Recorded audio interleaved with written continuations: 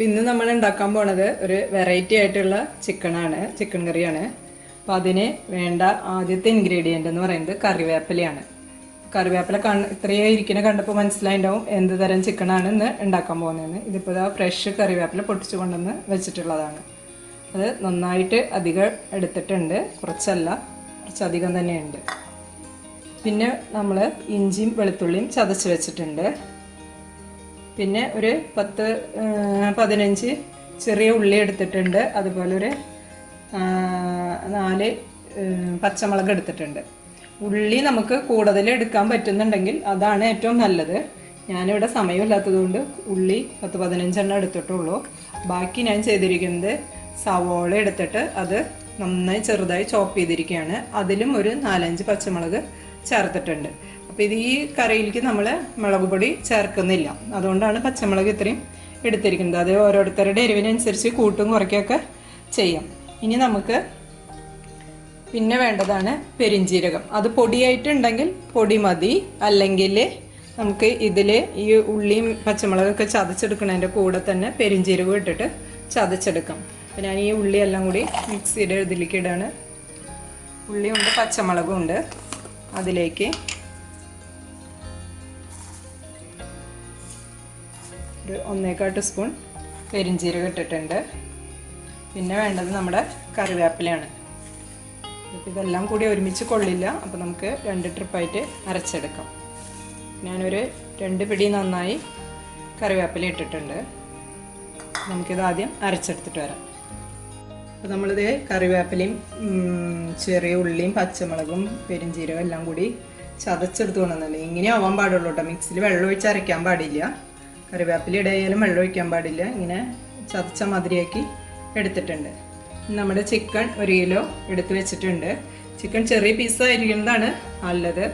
പക്ഷേ ഇവിടത്തേൽ 2 കാല് അങ്ങനെ തന്നെ ഉണ്ട്. അത് ഇവർക്ക് കാല് വേണമെന്നുള്ളത് കൊണ്ട് കാലം അങ്ങനെ തന്നെ ഇട്ടുണ്ട്. ബാക്കിയുള്ളതെല്ലാം എന്താ ചെറിയ ചെറിയ പീസുകളാണ് കേട്ടോ. ഇങ്ങനത്തെ ചെറിയ പീസാണ്. ഇനി ഇതിലേക്ക് നമുക്ക് ഈ കറിവേപ്പിലയും ഇതും ചതച്ചത് അങ്ങനെ തന്നെ ഇട്ട് കൊടുക്കാം. ായിട്ട് അതിലേക്ക് ഇട്ട് കൊടുത്തിട്ടുണ്ട്. പിന്നെ നമ്മൾ സവാളയും പച്ചമുളകും കൂടി നന്നായി ചെറിയതായിട്ട് ചോപ്പ് ചെയ്തിട്ടുണ്ട്. അതും ഇതിലേക്ക് ഇട്ട് കൊടുക്കാം. പച്ചമുളക് നമ്മുടെ എരിവിനനുസരിച്ച് കൂട്ടും കുറയ്ക്കുകയും ചെയ്യാം. എത്ര എണ്ണം വേണമെങ്കിൽ എടുക്കാം. ഇവിടെ ഞാനിപ്പോൾ ഒരു 5-8 എണ്ണം എടുത്തിട്ടുള്ളൂ. ഇവിടുത്തെ മുളക് നാടൻ മുളകാണ്, അത് കാരണം നല്ല എരിവുണ്ടായിരിക്കും. പിന്നെ നമുക്ക് ഇഞ്ചിയും വെളുത്തുള്ളിയും ചതച്ച് വെച്ചതെന്ന് ഇടാം. അതിട്ടു. ഇനി നമുക്ക് കുറച്ച് ഉപ്പിട്ട് കൊടുക്കാം. കല്ലുപ്പാണ് ഇടണേ, അതുകൊണ്ട് ഞാൻ ഒരു 1.25 സ്പൂണ് ഇട്ടിട്ടുണ്ട്. പിന്നെ ഇതിലേക്ക് പൊടികളായിട്ട് വേണ്ടത് കുറച്ച് പെപ്പറിൻ്റെ പൊടി ഒരു 1/2 ടീസ്പൂൺ കണക്കിൽ ഇട്ടിട്ടുണ്ട്. എരിവ് അധികം വേണ്ടവർക്ക് കൂടുതൽ ഇടാട്ടോ. ഇവിടെ എരിവ് അധികം വേണ്ടാത്തത് കൊണ്ടാണ് കുറച്ചിടുന്നത്. പിന്നെ വേണ്ടത് മഞ്ഞൾപ്പൊടിയും ഒരു 1/2 ടീസ്പൂൺ ഇട്ടിട്ടുണ്ട്. വേറെ പൊടികളൊന്നും വേണ്ട. പെരിഞ്ജീരകം പൊടിച്ച് വെച്ചതുണ്ടെങ്കിൽ അത് ഇട്ടാൽ മതി. ഞാൻ ഈ ചതച്ച മാതിരി ചതക്കേണ്ട കാര്യമില്ല. പിന്നെ ഒരു ചെറുനാരങ്ങയുടെ നീര് ഇതെല്ലാം കൂടി ഒഴിച്ച് നമുക്ക് നന്നായി മിക്സ് ചെയ്യാം.